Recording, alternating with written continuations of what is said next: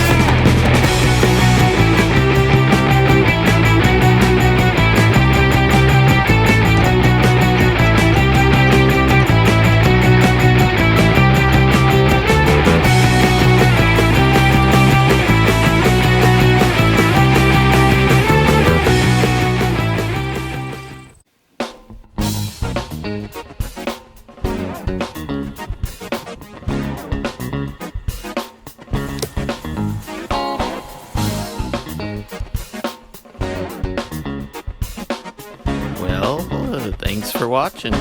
If you enjoyed this... Oh, wait. You didn't think we were going to make this without using it, did you? Ah.